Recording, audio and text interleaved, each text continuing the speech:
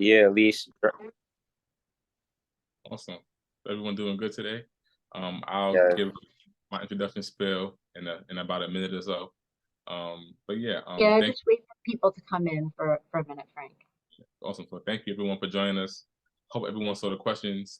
There will be a lot about the study in this, right? And elaborating on parts that I think the general public will find interesting, right? And may not be aware of. Then there'll be some general questions about like gun violence as a whole, right? I think you saw something about like guns in America, right? And the prevalence of it. Oh, okay. Okay, awesome.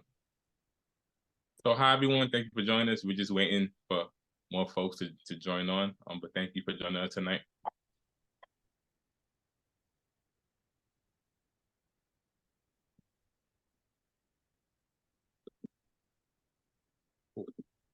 Oh, go to me. I'm sorry, brother. We're good for now. We good for now? Oh, okay. I was making sure it was no malfunctions was going on.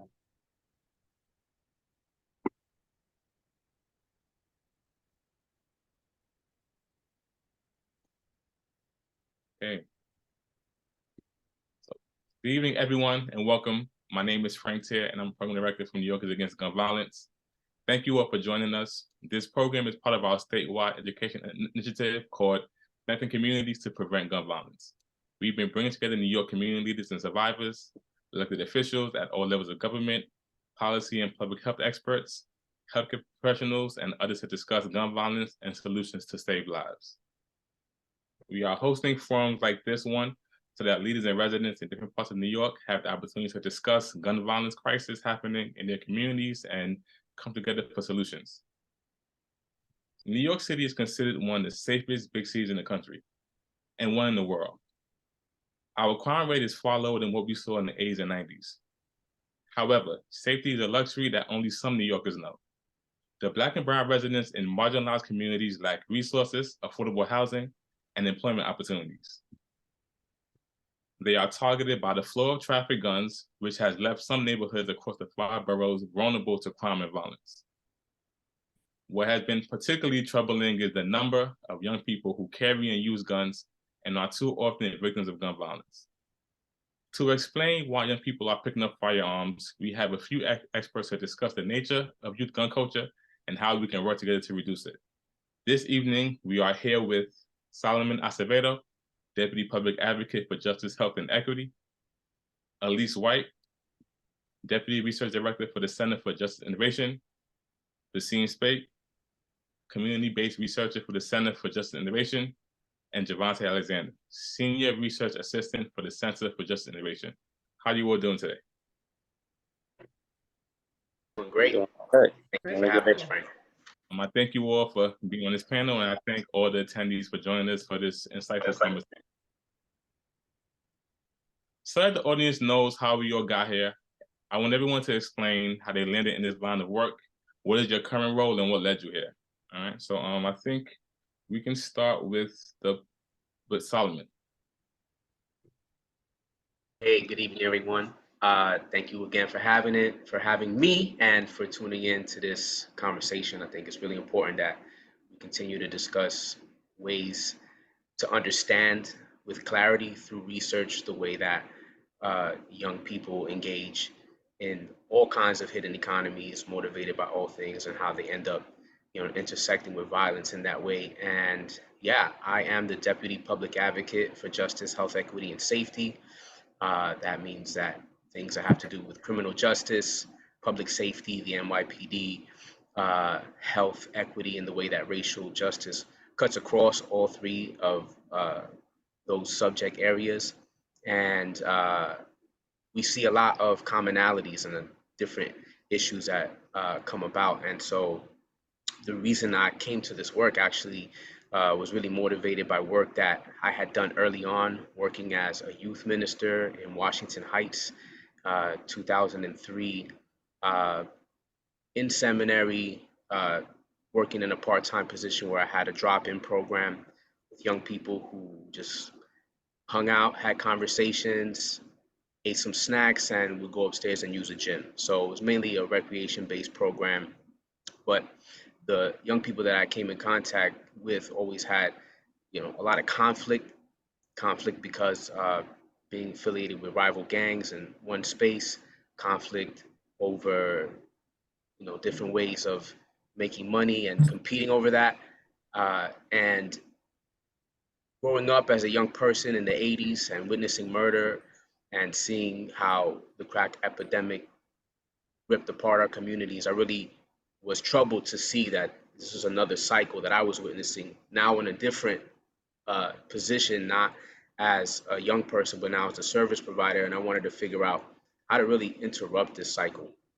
And a lot of experiences that I had with young people were so beyond the scope of my ability to solve that it inspired me to really think at what were the structures that were continuing to support this lack of progression that was taking place, lack of opportunity for young people, and really get to the bottom of it. And so my individual encounters with young people really inspired me to think about how to look at systems, because when you see a young person who truly is looking for entrepreneurial opportunities and mentorship and guidance into a pathway of developing their knowledge base, and to see that interrupted by a lack of mental health services, lack of trauma-informed care around incredibly damaging issues around sexual abuse at a young age, being exposed to substance use at a young age without ever having real engagement. So I think that this time in our society is a time where we can really be more informed than we've ever been because of our connectivity. And so I come to this work having been a young person who was affected by violence early on, who now looks at those who are affected and finds ways to build. And through government, I feel it's the best way where we can partner with community who really knows what the answers are and provide that pathway. And so at the office, we choose to be able to uplift the work that we know is effective, like the work that's done here. And, that's how I came to the space and continue to hold this space until I can pass it on to the next generation. So Thank you for that. Thank you, Solomon. Elise, would you like to tell us a little about your origins? Sure. So I also want to thank you all so much for having us, and we're really excited to have this conversation today. It's so important. I've been working kind of in and around this space probably for the last 20 years or so, but from a lot of different angles. So I've done community organizing, working directly with young people. I've worked in the courts with young people coming through on gun charges and other even more minor sort of offenses. I've worked in kind of more administrative roles on sort of policy angles, and for the last about 10 years I've done research, and specifically trying to build in participatory action research into the work that I do, because having come from a community angle, I grew up on the south side of Chicago in the 80s and the 90s. And so it's always just been very clear to me the disjuncture between what is happening and what is being talked about and how it's being talked about. And so I see, for me personally, the most important thing that I want to do in my work is to help kind of bridge the voices of people who experience things with the people who are making the decisions about those things.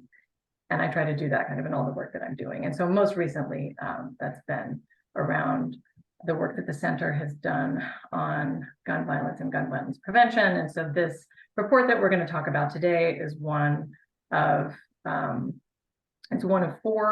that we're doing currently, and it builds on a project that was released in 2020, interviewing 330 young people. And so it's part of a sort of a larger research program that we're developing. Thank you for that, Elise. And last but certainly not least, Javonte, can you tell us about your origins into this work, please? Yes, sir. How y'all doing? And I appreciate y'all for having me here to conversate about this major topic that, that we should be attacking. I've been with CJI for 5 years. I've kind of been around the work from SOS from when it first came around in Crown Heights from Levon Walker. I have a very, deep relationship with him. So I actually was like P001, the first participant in SOS. So that's like when I had like my first sense of what care violence was and was like, just this kind of working with kids in gun violence. So I've been around this work, I could say now, around since 2012, 20, like around that area, I believe. And with CJI, I've been with them for the past 5 years doing the research work. And as I could just sum up a little bit about myself, I'm from Crown Heights, just a quick background check. Before CJI, before I was hired, I was into, I was in the streets, I was hustling, pretty much trying to find my way, doing whatever I could, being a part of my environment before Basaime and them actually introduced me to Elise in CCI when it first started, but now it's CJI. And 5 years later, I started as a research assistant. Now I'm a community-based research and community now. So just, at first I didn't see me doing this work. Now that I've done it, I felt like it helps me out in so many ways and understanding what my community needs now, just uplifting my youth in my community, just bringing more awareness to them, letting them know there's more ways to, more avenues to create generational wealth and, you know what I mean? Just teaching them everything that I, learned late in life. So just, I'm just willing to do this work. I love it. And I'm definitely willing to discuss this topic, interested in it. And if I left anything out, y'all can just let me know. That was awesome, and I saw some of your work firsthand this past weekend at an event to give back to the community. That was beautiful in Crown Heights. Thank you, Frank. Awesome, so for sure. I ain't gonna lie, not to cut you up, but it'd be so much in my head whenever you're trying to say stuff. It's good. It's so much flying in my head, I swear. It's a good problem. Yeah. Sure. So just so folks, the audience have context, right? There's some acronyms that we may not know. CCI is Center for Core Innovation, which is now the Center for Justice Innovation, right? Which is where Elise and Javonte currently work. And the basis of this conversation is centered around a study that CJI did called Two Battlefields, Opps and Cops, right? Which is a really in-depth look and research program on why youth carry guns and where that we can bring about solutions. So the basis of this conversation will be around that, as well as the public advocate chiming in on ways that his office is tackling the issue of youth gun violence and violence as a whole. All right. So the first question is for Elise or Javonte. CJI recently published a research study called Two Battlefields, Opps, Cops, and NYC Gun Culture. Could either of the both of you explain the overview of the purpose of this research? Sure, I can give some of the background. As I mentioned, the center has, we do a lot of national research, and in 2016, we got funding from the National Institute of Justice to do a study in New York specifically to look at the reasons that young people are carrying guns, and more specifically, kind of how they get them and some of those mechanisms. And through that process, it started off as a traditional research project, meaning there was, like an investigator at the head, like a researcher at the kind of the head, and then a field director, and I think there were a couple of field directors, and then sort of more traditionally trained research assistants. And I think they were all graduate students in master's degree programs in criminal justice, research, that kind of thing. And what we found is that team really was not able to access the population. We couldn't get in. We weren't able to recruit people in. And so over time it became, and when we can talk about this later, that became a participatory project. And that's when Basaime, who's our colleague, who I think is still having trouble getting in, and Javonte joined the team. and we kind of formulated a pretty tight team. After that research project was over, there are a number of really interesting findings from it, but one of the frustrations is that we still didn't have a mechanism to give back to the community. There wasn't any sort of action piece built in, and that's very traditional for, you know, most research projects. You go in, you collect the data, you publish a report, and you make recommendations, but at that point, you know, it's kind of up to other folks to implement those. And we wanted to integrate an action piece. And so we wrote a proposal to the National Collaborative on Gun Violence Research, which is funded in part by Arnold Ventures, which is a big criminal justice reform funder. And use it, what we wanted to do, and here's Basaime. We wanted to integrate a lot of the questions, and particularly those that we felt like we didn't quite have as much context or as much information as we wanted. We wanted to do that across 4 other cities. And so now 2 Battlefields is the first report to come out, and using a participatory action research approach, meaning that the team is involved. There are people who have lived experience with guns, gun carrying from the streets, who can help advise on the research questions, the design, who implement it, who are able to then also be part of the analysis process, recommendation writing, and all of the kind of pieces that fall into that. And so we have New York, we have Wilmington, Delaware, where our partner, Dr. Yasser Arafat Payne, who's a professor at the University of Delaware, is centered. And then we also have Detroit and Philadelphia as the other sites for them. And I will stop for a minute because I bet you want Basaime to introduce himself. Sure, for sure. I'll definitely touch on this. I'll touch on like Basaime and Javonte, some of your experiences later on, but Basaime, who has just joined us, can you explain just briefly who you are and how you get into this work? Thank you for joining us. I know you had some difficulties earlier. Yeah. So yeah, basically, I got into this work really around 2012. It's because of one of our big homies in street networks in that area of Crown Heights. God rest his soul, Levon Walker. He was starting this program called SOS, Save Our Streets, right? So at that time, he was really getting all the big homies really involved into the work, right? Not knowing his, like, now that I'm doing the work, not knowing his plan was really sanctioning the work, utilizing the big homies at that time.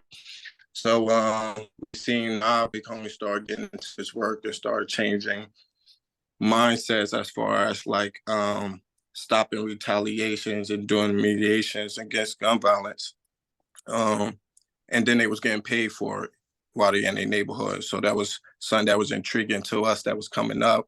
And to be a violence interrupter, which I have became, to really be able to gain some skills and some knowledge to go in your neighborhood and really tell brothers to like, nah, put down your gun. We can really talk about this. It really was different, right? So I got really good at that because of the relationships I already had established in my neighborhood.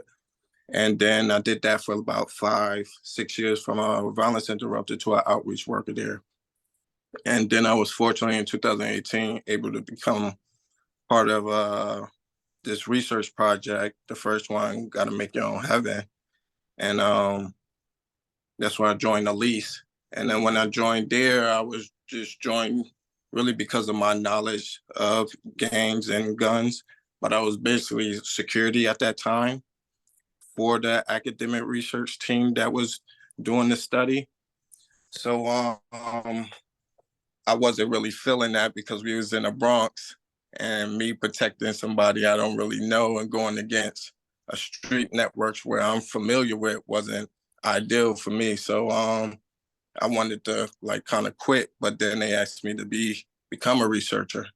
So something I never thought of being, I never thought of how that functions or how that works, but I was able to gain all these skills and learn research method as far as participatory action research, quantitative, qualitative data, analysis and coding and all these things. So it gave me a different perspective on how to look at the data and understood like the seriousness of the topic. Was actually talking about brothers like me and brothers like Javonte. So I started to really take it serious and really connect to the history of the networks, of like the Black Panthers and what it was doing. If you look at their movement and their structure, it was participatory action research as well, right?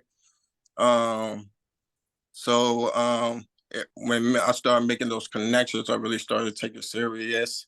And then I was able to move up to a supervisor and brought on Javonte. And me and him, this is my best friend. This is somebody I grew up in the streets with. So I knew he was capable of learning the work as well, even though we never did it before, but we was capable of doing this. Because we both very intelligent brothers and quick learners. So once we did that and restructured the team, we was able to restructure the survey and put it in the words so that the streets understand. We was able to like turn the image around of what research normally would look like to fit the populations that we was engaging.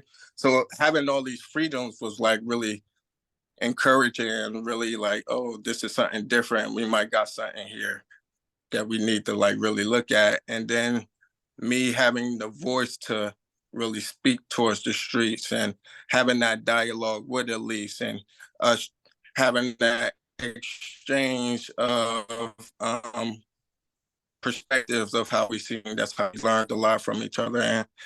And then we was fortunate to get the second project and do that in 4 different states and took the knowledge from the first project and added in. And now it's out in this research project that we're going to be talking about today. Thank you for that. And I think just by coincidence, Basaime was able to explain kind of what the Cure of Violence Credible Messenger program was. I know folks in the audience may not be familiar with that, but it's a concept that was started out of Chicago, right? And the process is using either formerly incarcerated folks or formerly gang affiliated people use their influence to kind of stop the violence in their communities, right? So like Basaime just stated, a lot of it relies on folks' influence, right? And their big homie status to kind of get folks under them, right? Or folks who look up to kind of put the guns down or not retaliate to certain shootings. So it's a really unique model. And I think what it does is put the emphasis on community, right? This is a community issue. And oftentimes looking outside the community doesn't help. So it does allow folks from the community to be a part of the solution to the problem in their neighborhood. So it's a really unique model that I would say New York City, Chicago, LA have amongst the most robust crisis management systems that we've seen, right? Mainly because of the size of their population and the infamy of gangs in the cities. All right. So thank you for that, for sure. So Elise, you were explaining the research part and the focus of it. I do want to pivot a little bit to the pandemic, right? As we know, COVID-19 plagued Americans in a plethora of different ways. One thing that we saw was an increase in gun violence as a result of the pandemic. Can you discuss how COVID impacted youth gun culture and your research?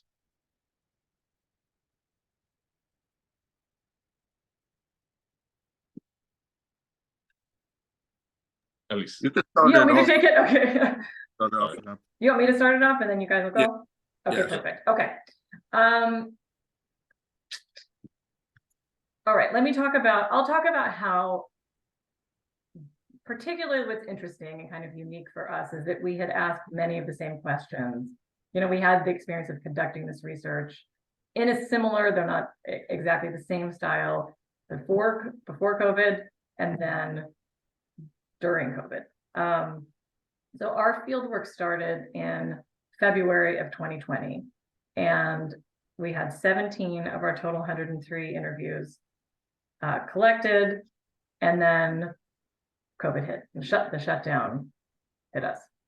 And for a variety of reasons, we weren't really able to get back into the field until September. For legal reasons, I mean, we had, at that time, just to kind of take us all back, nobody knew how it spread. Nobody knew what the safety would be. Nobody knew, how, what exactly really we were dealing with. And so there was a lot of both you know, in terms of agencies, there were just a lot of hoops to jump through and protections in place because, you know, people legitimately wanted to protect the staff and we wanted to protect our teams and our participants. And then there were a number of other things that were happening on the street at the same time. But I will say it really slowed down the research a lot. It took us a long time to kind of adjust and work through it. And ultimately we ended up, we stopped collecting the data for New York in April. So we were really out in the field right in the time that COVID hit and then into the spike of violence. And I don't know, Basaime or Javonte, if you guys want to chime in on kind of how you saw it play out.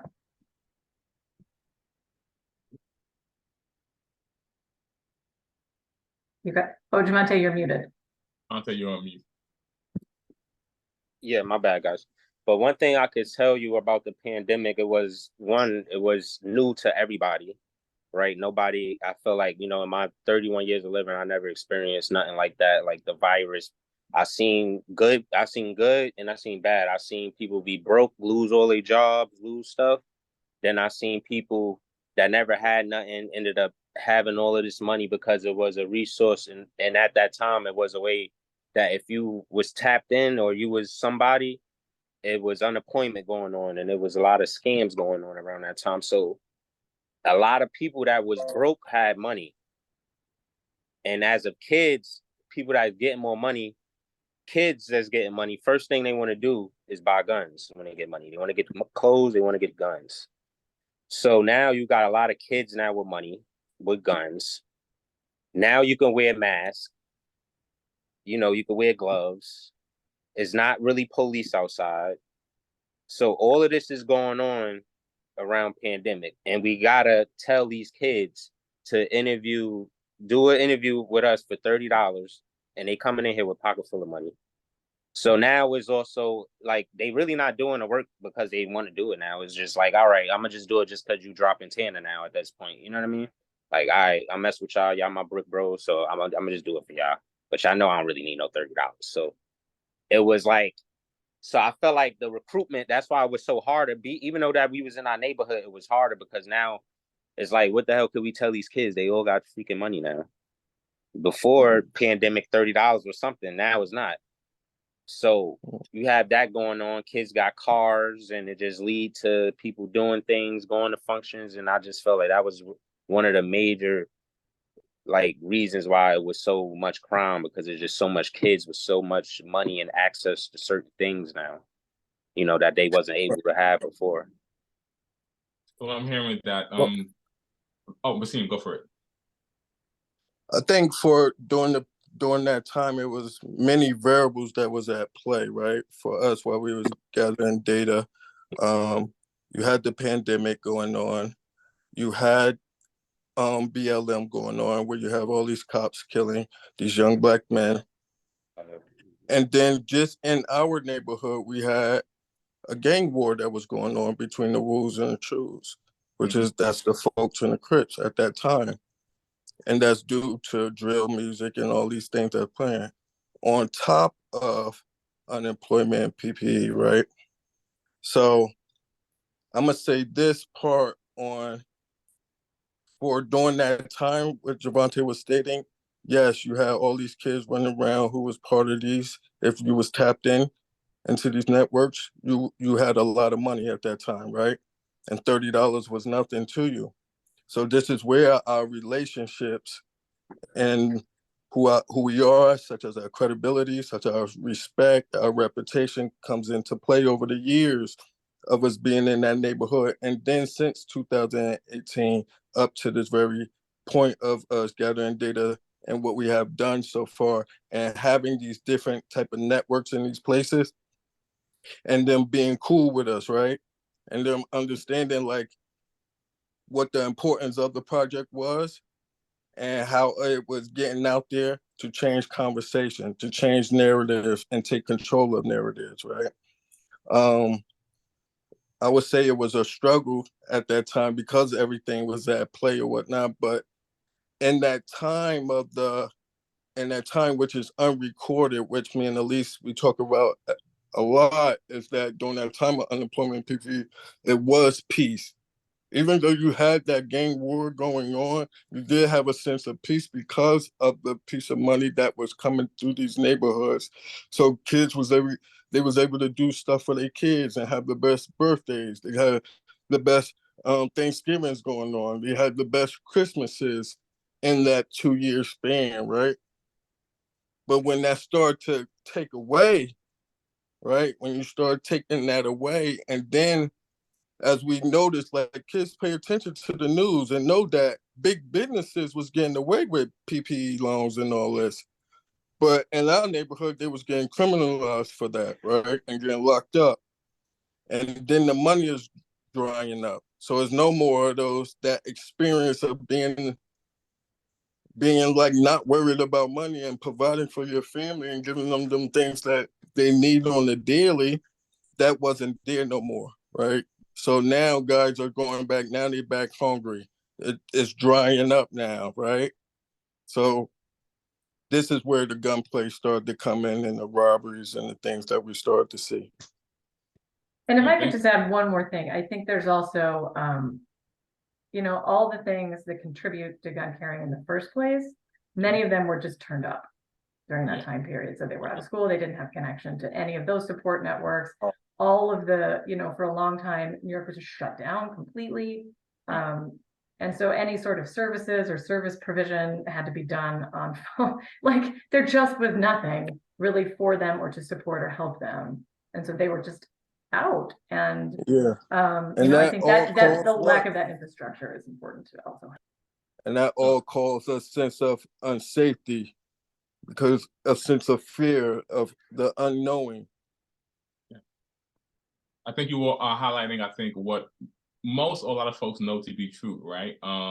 If you're resourced, if you feel okay, right, then there isn't a need to try to participate in the underground economy, right, or do something based on survival that isn't a wise choice in order to make ends meet. But if those things are gone again, right, then I think folks who are already marginalized have to return to some of those things that may end up, getting you in trouble. So I definitely appreciate that. In the interest of time, we can kind of breeze through some of these questions. But I do want to highlight your research. I think there's some questions that folks typically aren't. I think people who are, involved in certain activities aren't okay with exploring or talking about. I am wondering, at a time where, young men, especially in marginalized communities, are told to be closed off and not told to, speak about certain things, how did you all get folks to be so vulnerable about their fears and their traumas, right? Because that's not something that we see a lot, right? I think if we, inside the boxes of masculinity is really rigid, and one that is not opening up about your fears or your trauma, right? So how did you all get to do that? Because the success of this research did depend on that. Oh, it definitely did, but I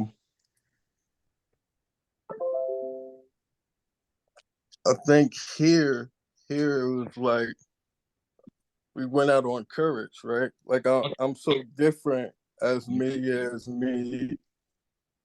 status and my social network and my street network, right? I hold them to a higher standards and them representing and them being who they are in their community and protecting that and giving their brothers and sisters steady shoulder to lean on, like historically, right? So for me, that we always had that in play, right? So like when things like this came about, this research, like our community, because of SOS and because of how our street network is structured, as far as like within these things, as far as like rules and things they need to follow, they was already in the mindset of this, right? And because of our relationships, I don't know how to speak how deeply important that is, and having established deep relationships with folks that opens up the door to dialogues like this so they can be vulnerable, right? It's your characteristics of how you carry yourself for the ones that's coming up looking at you to be like, I want to image that in a way. And how you do that, Teah, and how you do that, Drop, how you got through these doors and stuff like that. So those conversations we be having throughout the years. So when this came about, it was really not that really hard. It was really sanctioning the project itself on what it means for them. Not as far as them snitching or anything like that. It's okay for you to talk about this. And it was us sanctioning the project, saying that it's okay for y'all to talk about this, which I think is huge to one of our recommendations when we're saying get the gang leaders and the decision makers involved when we're talking about programs and models, when you're introducing them to communities and they. Yeah, I think what I'm hearing from you all is that trust, it's kind of hard to value how far trust goes in situations, right? Trust is number one, right? And if you establish that, then I think you can accomplish a lot, and that is how you all got this done. For Javonte, as a whole, I think folks are interested in know what's the draw and the appeal of gangs. Why do young people join gangs in the first place? All right. What's the one thing? I feel like one of the major reasons is it could be because it could be both ways. You have people with support systems that join gangs to be down. Then you got people that join gangs because they have no family. They don't know anything else to run to. So let's highlight like you say it. Let's speak about the folks, right? The support that folks may lack in their family. Let's talk about like what gangs do in place of that. Like, oh yeah, for sure, I got you. So like gangs is support. Mm-hmm. That's the whole reason why you really join a gang is for support. Whether you fear you join a gang, whether you join in because, oh, I need to be down with something, is, you know what I mean? The whole moral of it is to be accepted by something. So I feel like it's a gang is always a gang in every neighborhood, and every neighborhood is a gang, right? So you either got kids that's going to gravitate to it, or you got kids that's scared of it and stay away from it. But I feel like people join gangs for support, to have something behind them, and just to feel like they're a part of something, you know? Because like one of my reasons when I joined the gang, to be honest, it was just I felt like it was just my environment. It's like it's all I see. So it's like even to the point, even if you're not that, you from there, you that regardless. That's how they're gonna look at you. You know what I mean? So gangs definitely can come through, support you with, like Basaime, my brother. He was out here. I wouldn't know Basaime if it wasn't for this gang. Like, be honest with you. Like, who knows where he'd be at? You know what I mean? Like, I know him because he ain't have nowhere to go, and being that he was a gang, that gang provided him somewhere to live, so he had to be on the street, and probably had to go to a group home, go to a shelter, and put himself in more danger. You know what I'm saying? So gangs is not always bad. It ain't always hey, join this and go shoot somebody and go and you can be this. You know what I mean? It ain't always that. Sometimes somebody can see something in you. Come in, bro. I need to, guide you in this area. You need a little help. You a little lost. It's like really guiding young people. You know what I mean? You have, of course, some people that can use the gang and use it for the wrong reasons, but it's kind of like corny now to be on it like that in a way. So it's like really gangs is really to support the youth, support you in need and whatever you need. You know what I mean? A gang gonna help you and come through in a lot of ways. And Basaime actually can tell you, I'm pretty sure, a whole lot about it too, because his experience, I could really say, like, I have family, you know what I mean? Drop don't really have family. So I feel like he could really tell you because the gang really helped him. Like, literally, he has no family out here. It wasn't for gang, I wouldn't know him. Like, so you could just sum it up. Drop. I appreciate that, and I think what's important is that when systems fail, folks look towards other things in place of that, right? And it's important to know that in the U.S., right, the history of like U.S. quote unquote street gangs, right? These things didn't start ways to fight against racial oppression, right? It was folks looking out, right? So even the acronyms of Blood and Crips, right, wholeheartedly speak to the strength of and the importance of community, right? So, Basaime, not to cut you, I will get back to you, but I just want to get the public, public advocate in there, right? Solomon, sorry to have if it seemed like we kind of neglected you so far, but my apologies. The public advocate office is a unique government position. There are few offices like this around the country. Why is it important to have an office like this in a place like New York? Why is that essential? To apologize, I'm enjoying the conversation here, and I think it's a perfect, transition to think about, all of what we just said right now is, the raw intel from people who are engaged as citizens in this city, trying to figure out how to navigate the different systems and the lack of systems and building their own bridges to that. And in a similar way, a public advocate is a bridge builder. Started in 1993, formerly the president of City Council. The Public Advocate's Office is one that is the watchdog of New York City. And we are engaging with city agencies, responding to complaints from residents, and trying to develop policies and create closure for any given issue that arises. And I think that the importance of this office in New York is that it allows ideas that come straight from the people who are doing the work to surface and become legislation, like many things that we have passed in our office, like the Right to Record Act and other things that really impact the way that New Yorkers live their lives. And prior to having a public advocate, New York City was in disarray. We had unconstitutional government structure called the Board of Estimate, which had put together borough presidents, the city council chair at that time, the mayor and the controller to make decisions on land use in a way that didn't give each borough an equal representation, and the US Supreme Court deemed that unconstitutional. And so think about the many years that decisions were being made by individuals who were limited in their influence to protect people in particular neighborhoods. And I think that that has laid out the structure of disparity that we can see now in New York City. And I think we're still recovering from the era of Mayor Ed Koch and trying to figure out how we can hold our structures accountable now. So, I would like to say we have a contentious but constructive relationship with law enforcement and, our mayoral administration to really bring about the best solutions. And I think in a city this large, you need a separate entity to really engage and with clarity and without, any kind of nepotistic influence, really figure out what people need in New York. And so that's what we do.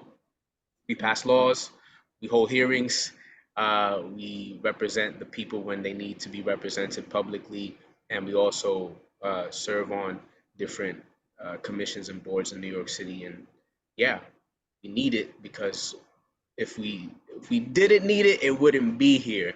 And what's unique about this city is that, we cover a wide range of issues. Public advocates in other areas are usually based on consumer-based things like your phone bill, your telephone bill, but in this city, we're able to have the whole scope of what people's services are. So,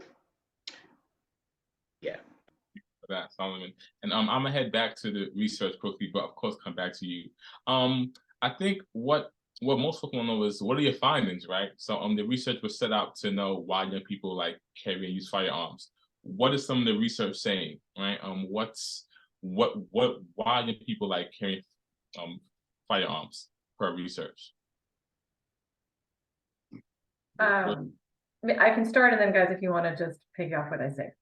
So one of our primary, I would say we have three major findings. The first is just the incredibly high rates of violence that these young people are exposed to. And it's like themselves is like both experiencing, observing, hearing about in person, and then through social media. So we have almost all of our participants have been in a physical fight. 80% had been in a fight 5 or more times. 75% had been shot at but not hit. 20% more than 5 times. 80% had seen someone shot.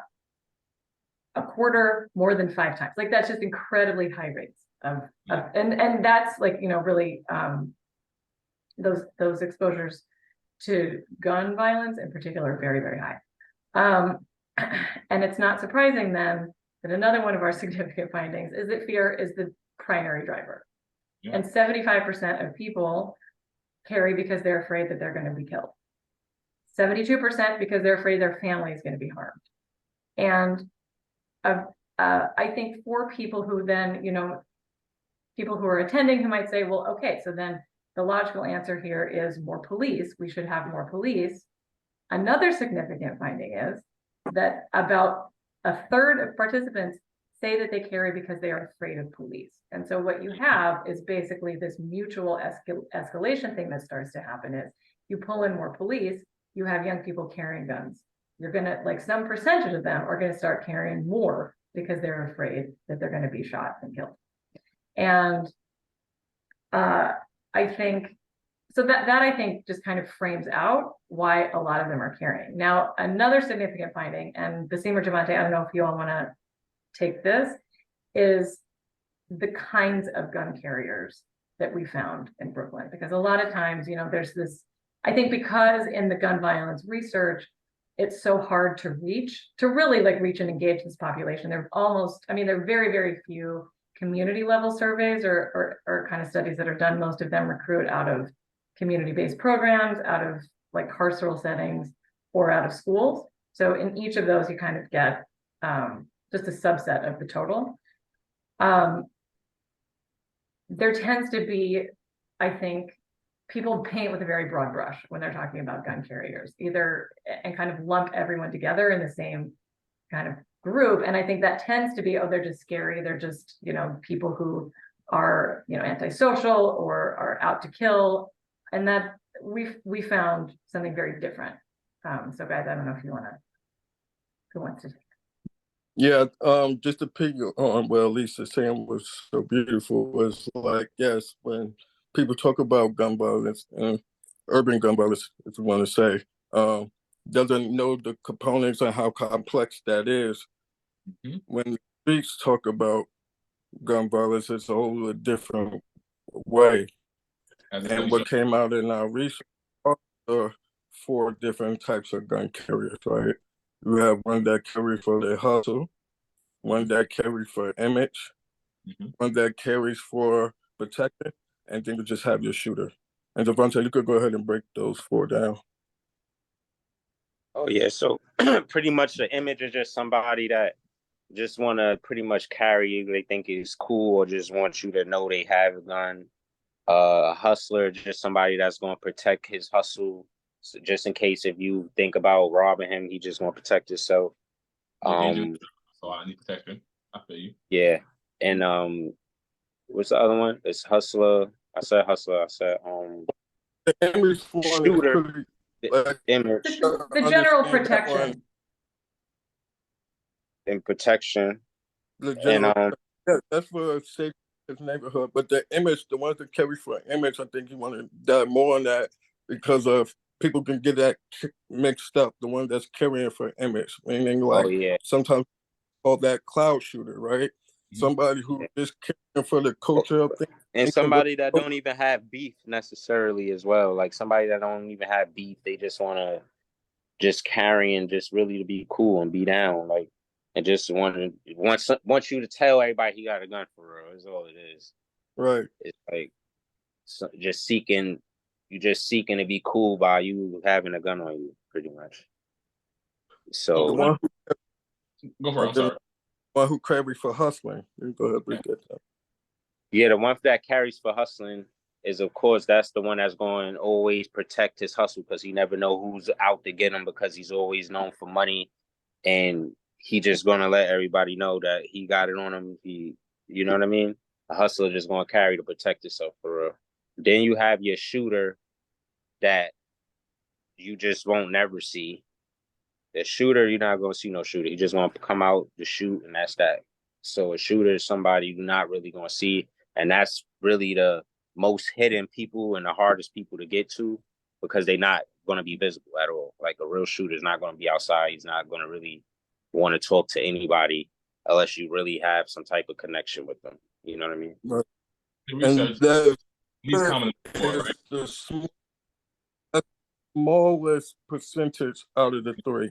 Mm-hmm. Right, for sure. Yeah. Right. So I think going on the offensive, right, the shooter is the least common of the four, right? And I do from the four, it sounds like these are all based in like fear and protection, right? Even somewhat, even the image, right? Somewhat, right? There is probably this idea of I have to look a certain way because I don't want to be a target. So it does sound like all four of the type of folks of a youth who may carry are rooted in some level of fear and protection. Is that safe to say? Yes. Yeah. Yeah, the way that we kind of talk about it is the protection, the hustle, and the image. Those are more defensive carriers, and the shooter is like the offensive carrier. But even the offense is to, as you're saying, have it be known. I'm not somebody to mess with. So do not come at me because this is what is going to happen. So even that is for these folks like a form of self-protection when they're talking about it. You all use a heading, right, that I really like. A heading in, I believe, your first chapter, right, about the recognize that law enforcement pressure is out of alignment with healing. First of all, I love how that's titled, right?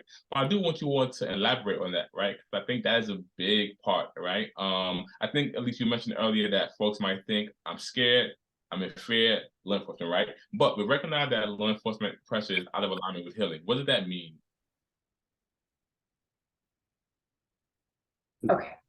Who wants to take it? Yeah, for sure. Yeah, for sure. I'd love you all to tackle it, right? In the interest of time, but yeah, what does that mean? Okay. I'm sorry, I didn't even hear the question. I'm blank. It went black. So I'll talk. Why don't I start, and then you'll hear the question and my answer. So the question is about the out of alignment with healing recommendation. And I think what our data found, number one, as you can imagine, with that high rate of exposure to violence, is there's a lot of trauma. And so increasingly, recognition of that trauma is part of law enforcement conversation. It's part of community-based organization conversation. It's part of like the national, there is some increasing awareness of that. But the tendency tends to be, or one of the moves is to pair increased kind of surveillance with an offer to kind of in partnership for service or support. And part of what we're saying is when you recognize how fearful young people are of law enforcement, then you must kind of understand that they will be living in fight, flight, freeze when law enforcement are near. And there's not healing that is going to be able to happen when someone is just in that state. And so to really consider separating out the offer of service or the provision of service and locate that in community and let law enforcement kind of pieces to deal with it separately. And I know you guys will also want to say more on that. Yeah, thank you for that. Javonte Basaime, what does that mean to you? Law enforcement pressure is out of alignment with healing. What does that mean to you all? Because I think healing is a big part of remedying gun violence and future gun violence. So what does that mean to you all? Yes, definitely out of aligning. Just off how we just know, I don't think people take into account about the youth that's out there and knowing who they are in America and knowing the history of who they are, especially around policing.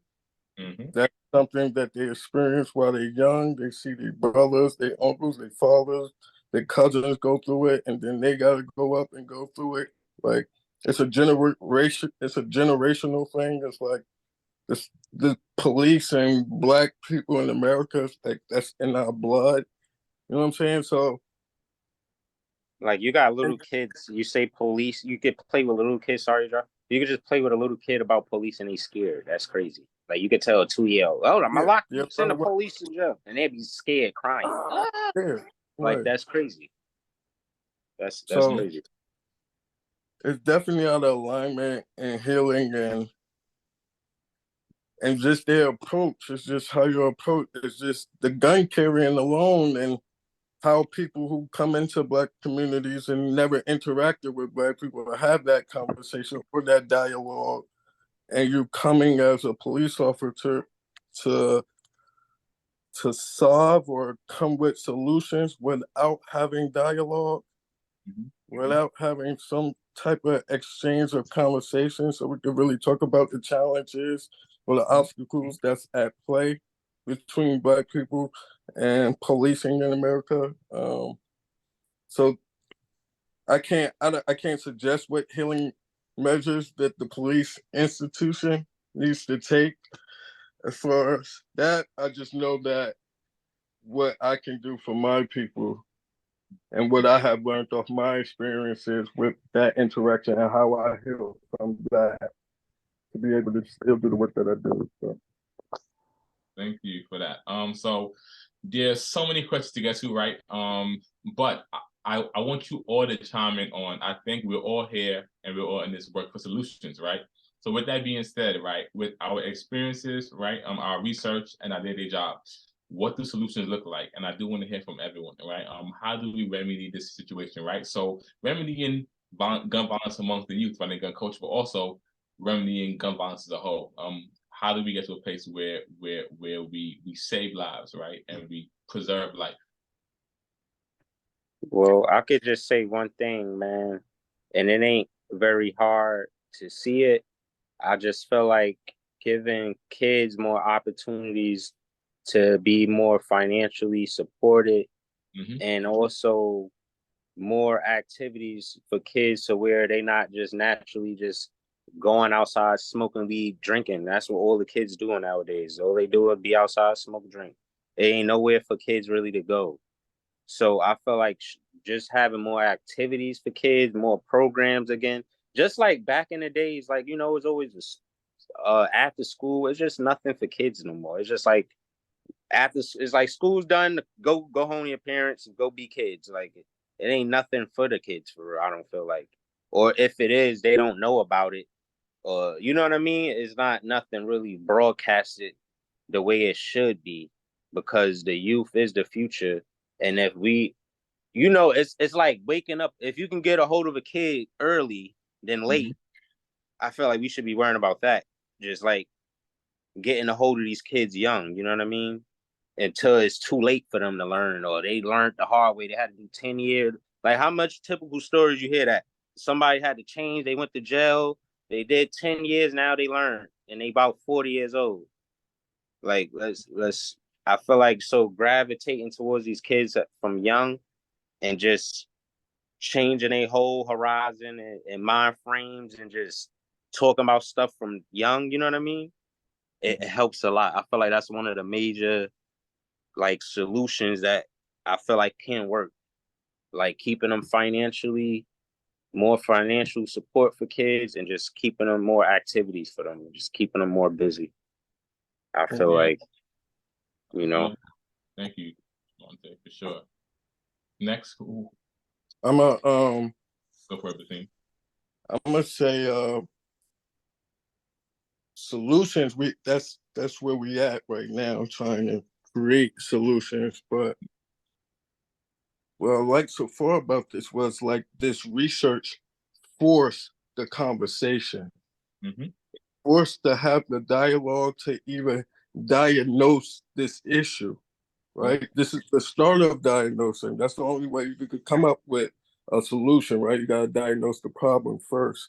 But this research, these two projects forced the conversation and changed the narrative, and was able to put two brothers on the forefront who really experienced the life of what this study is really about. And it gave us an avenue to really encourage us to really put this out there and then be a part of it as it go along, to really speak towards it in our own way. Like, I don't think this has ever happened before as far as a research project.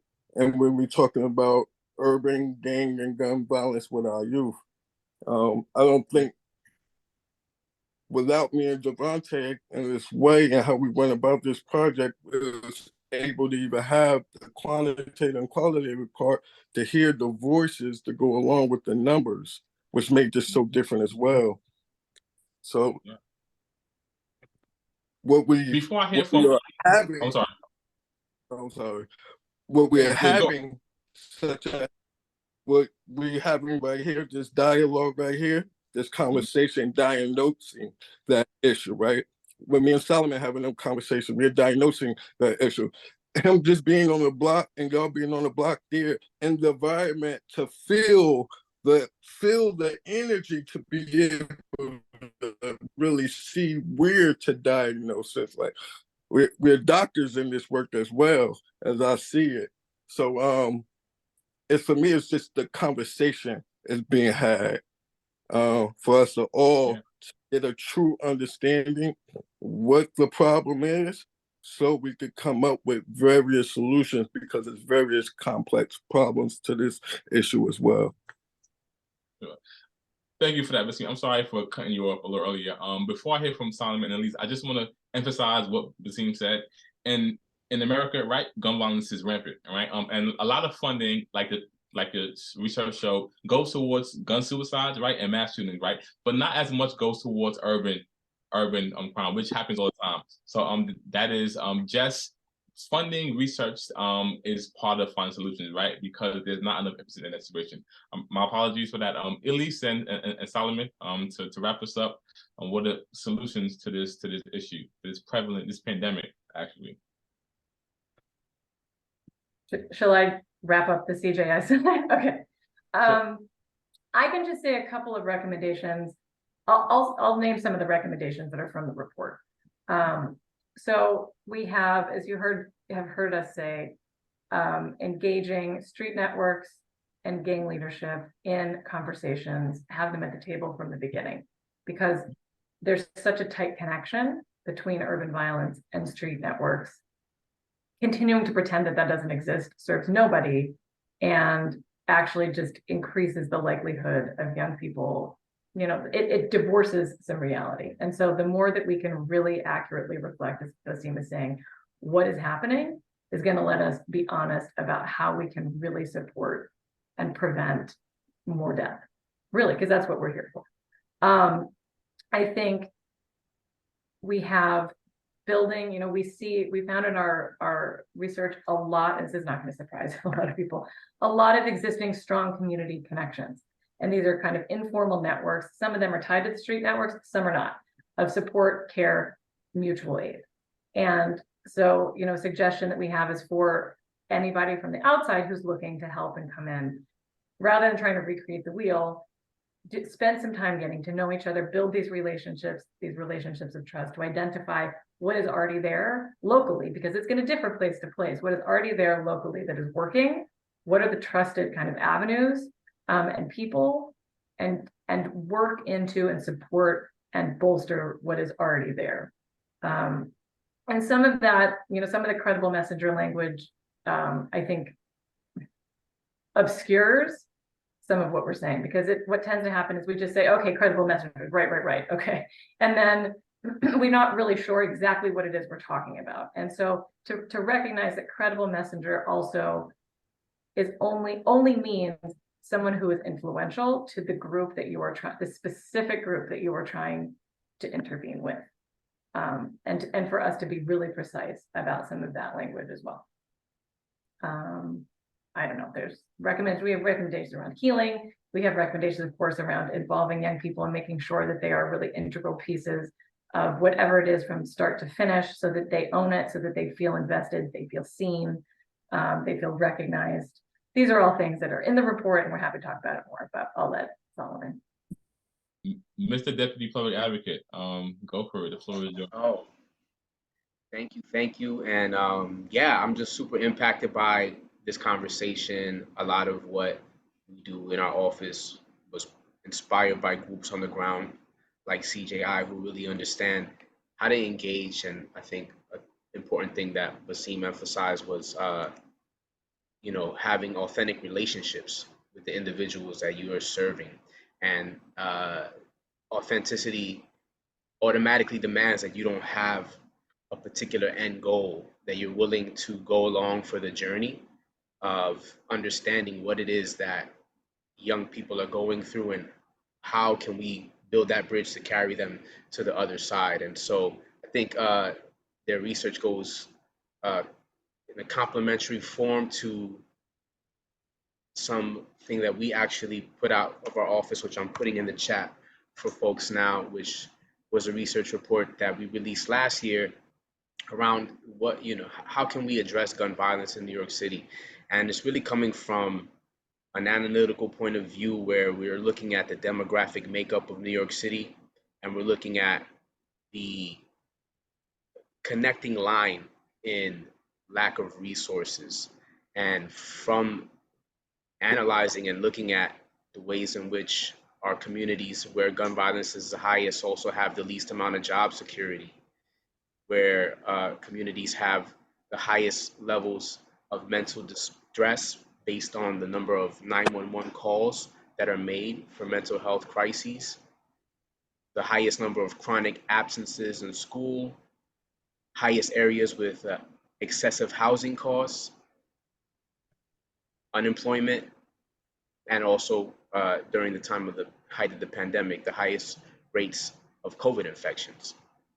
So when we think about what's going on in what we call quote unquote hotspot areas and want to provide solutions, we have to think, I think, a little bit more deeply about what that means to engage community and to not throw a pre-prescribed approach like it's a panacea to fix all things, because the idea of cure violence being just something we can throw at communities and say that we're doing something when they're not properly funded isn't correct. So we need to be able to actually demonstrate that these programs work, and that requires not only paying salaries but investing in proper research like this that can help validate and verify the use of this program. I mean, over the last year, all these programs are being called into question about whether or not it was effective to invest in cure violence. And it's absurd to me, knowing what accomplishments have already been made, to even think that.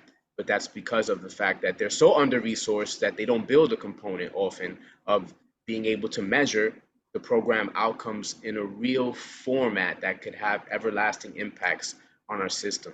So I think that part of the solution lies in being able to paint that picture and to show where those points are where we need to strengthen our engagement and our financial investment. And we can use other sources besides our city budget. Our 5 New York City district attorneys all have something called an asset forfeiture fund. That is resources that are gained and obtained when a person is arrested. And those funds can be used to support programs.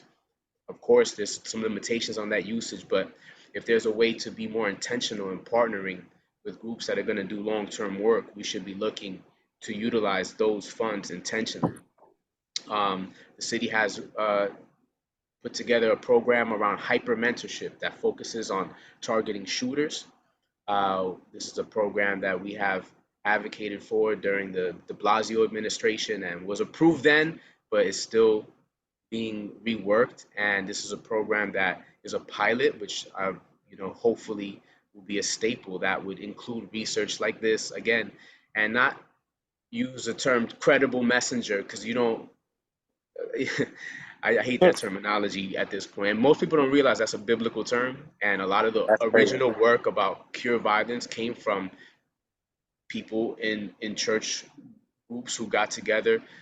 Shout out to groups like God Squad, where faith communities were heavily involved in being able to say, you know what, I have an authentic relationship with you in this other setting, in my spiritual gang, and let me to be the bridge for that. And one thing we noticed, I think findings are in a paper as well, is in New Jersey, in Newark, where they went over a whole year without a police shooting. One of the things that they did to build trust with law enforcement was deputized clergy. They had their own cars, and when situations came up where they needed to intervene in a conflict with a person who they have a relationship with, they're the ones who are deployed. And so those are things that, you know, we need to do to enhance trust with law enforcement, in addition to, you know, diversifying who is in law enforcement. And I'm not talking about the numbers of who's black, white, brown, Asian. We're talking about, like, where are people coming from? Think about the examination to be a police officer. If you've had any kind of, if you admit to ever using drugs in any way, the likelihood of you being a police officer is very little.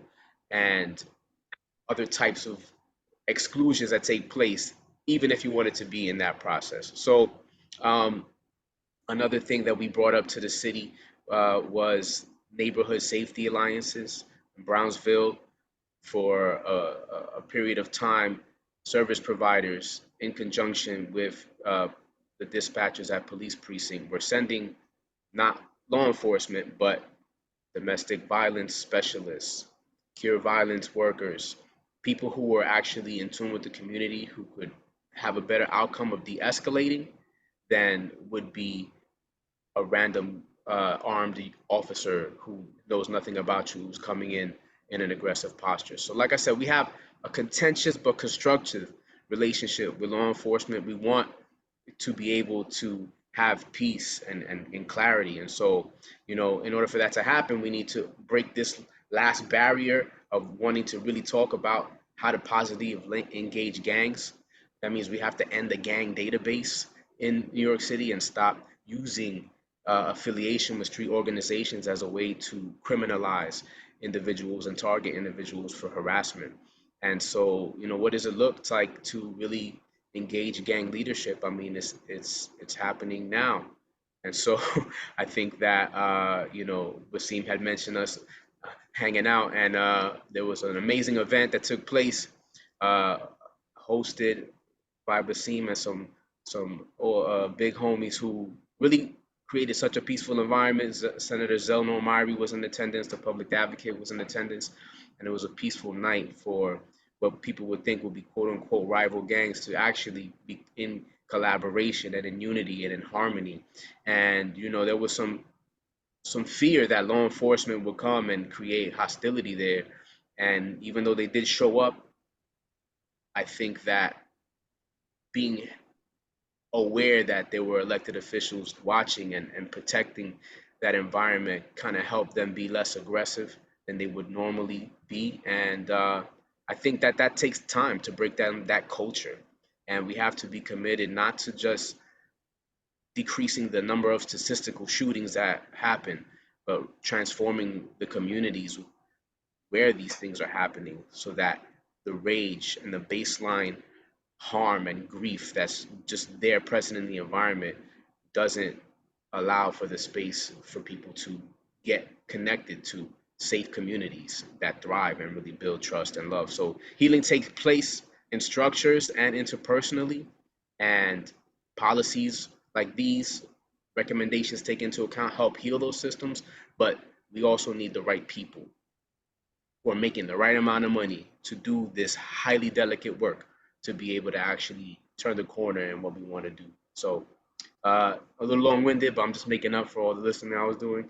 But that, if you want more information on the paper, feel free to click that link. And yeah, I'm excited to see the outcome of, you know, what would it look like when these recommendations are implemented. So yeah, just highlight what you all beautifully laid out as solutions, right? In addition to there's a need and a yearning, right, for support in communities and schools, right?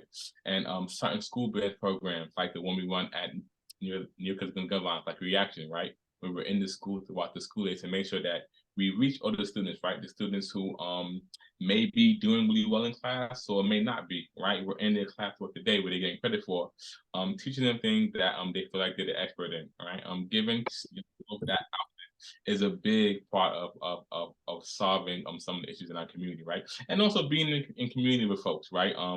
Showing up when something good happens, and not only when there's an issue, right? Showing them that we're there for them whenever things are going on, and building trust. So making sure that we're reaching folks young and we're in places where they're looking for support support, right? Because I think folks want to be a part of positive change in the community, right?